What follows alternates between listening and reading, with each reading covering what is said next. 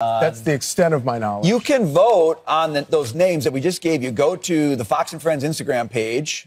You can find all the choices there. You can vote for whichever one you want. It's up to you, and we'll see what you come up with. But you're not going to beat Cluck and Hen. Yeah, that's pretty good. It was pretty good. I got Nicholas. Well done on that one. All right.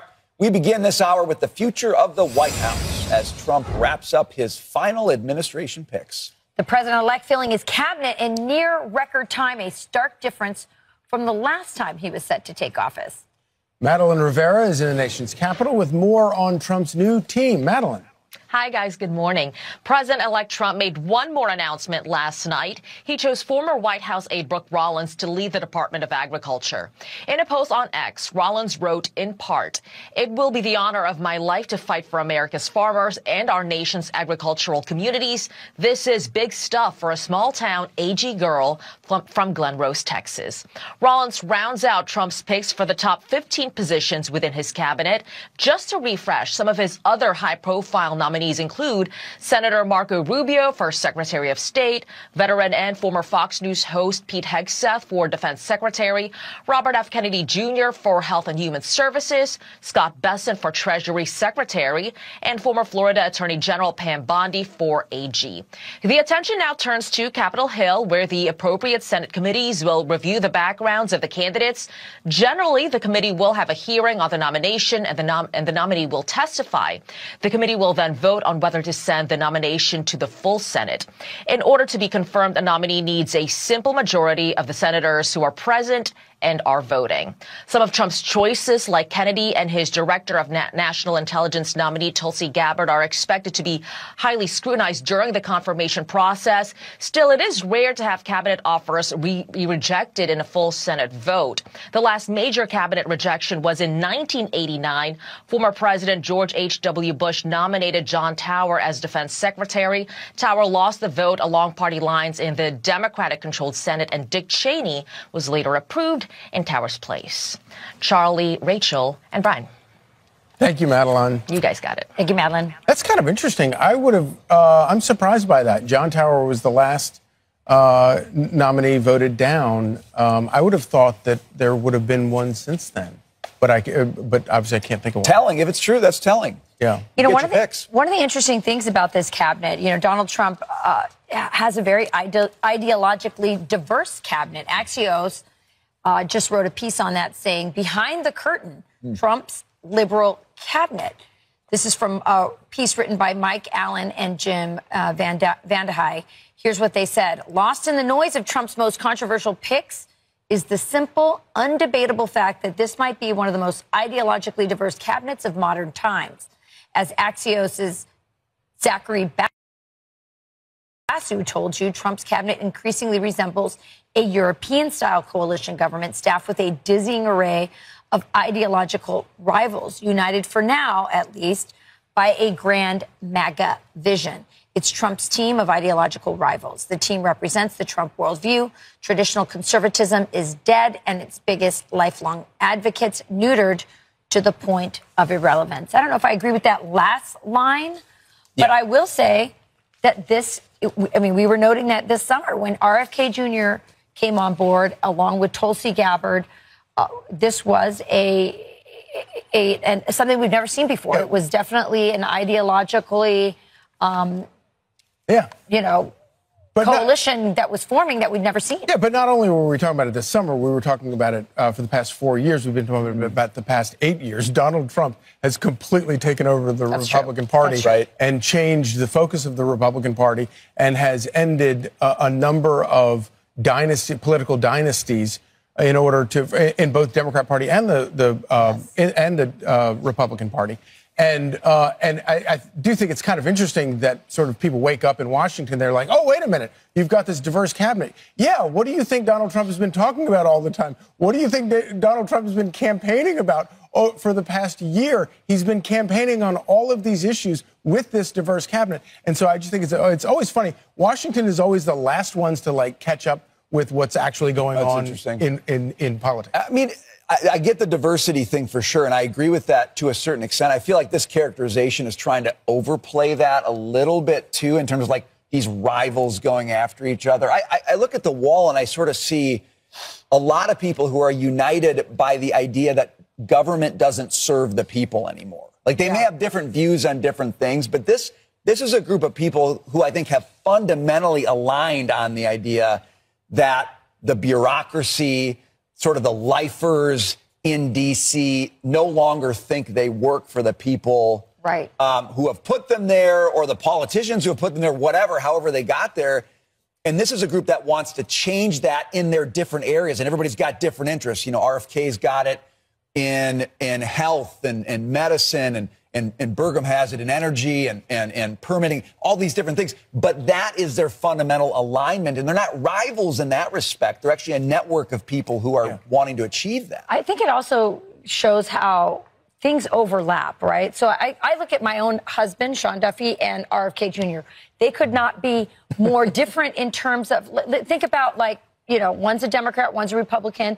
They both have a lot of kids, but they have very opposing views on abortion. This is a very fundamental difference. But talk about food and health and pharma and Sean and RFK Jr. are buddies on that. And so I just think that people are not as cut and dry as you would think. Do you know what I'm saying? Like, it's not the things cross over more, ideas cross over more, and I think that this cabinet reflects that in many ways. And the most important flashpoint in this this sort of new, all these tectonic shifts in politics is the fact that a lot of these people left the Democrat Party because the Democrat Party went full wacko, and there was no longer a place for somebody like Tulsi Gabbard, Elon Musk, or RFK Jr. And they're not driven by their desire to abortion or whatever. They're driven by the desire to have a common sense government. And Donald Trump is the only person who's offering common sense solutions to these problems. And so, to me, this says more about the death of the Democrat Party than it does about the Republican much Party. more fundamental. This is like really basic stuff about government. And the perfect example, of course, is with this bizarre ideological grip the Democrats have about open borders and the migrant crisis that has affected the entire country, but has most affected places that have had these unlawful, illegal, unconstitutional sanctuary cities where they're harboring. They're basically, any Democrat politician who oversees a sanctuary city is taking part in human smuggling campaign. Yes. They wouldn't admit to it, but that is exactly what's going on. And here in New York City, the New York City ICE director, Kenneth Ganalo, said, I think yesterday, in New York City, it would take a lifetime to clear the city of the criminals that we have. These are illegal alien criminals. We need additional resources, and the fact is that I have to focus all of my resources on the worst of the worst, the most egregious violators. All I can tell you is that we have leads that we work every day, and it's not in the hundreds, meaning it's in the thousands or tens of thousands or hundreds of thousands. Yeah. And these taxpayers are paying for it. They did, and these guys got their cities into this thing, and they had no idea how bad it was going to get, and they didn't even care about thinking about that. So now they get to this point, and as this ICE director says, the task of getting these guys out of New York City is so far beyond what any of the people who were the architects of this ever imagined. Or like in Massachusetts, you've got the governor saying, "Oh, we're not going to do the hotels anymore. We're going to start shutting these things down." Like, what did you think was going to happen when you created hotels for illegal migrants in your cities? And so they create a crisis, a human crisis at the border, and then taxpayers are forced to pay to move the human crisis to Massachusetts and New York. Right. And now they're going to recreate the human crisis when they kick them all out of hotels. What are you supposed to do about it then? And this was a stated position. Yes. Embraced by Democrats and the Well, you brought up the Martha's Vineyard thing. It's like Martha's Vineyard on a bigger scale now. We can't do it anymore, so we're going to buy tickets out of here. They're trying to ramp it down, so they're like giving them they have 9 months free in the hotels, and now they're saying we're going to bring it down to 6 months, and then 4 months, and then like sort of make it shorter and shorter stays. Again, the question you asked, Charlie, is a good one. What then? When they leave the hotels, where do they go? What's happening then? It's a massive problem. One of the biggest problems that we've had is children. Children have been coming across our border unaccompanied And they go into these detention centers, these shelters that are just for young people. I tried to get into one of these shelters. Right. I wanted to see back when I was back at the border. And it's so high security. You would have an easier time getting into a prison with death row inmates than you would be able to get into one of these with the children. They don't want us to see them at all. And that's why it was really important that there were whistleblowers that came out of HHS to tell us what was going on with these children. One of those whistleblowers was Tara Rodas.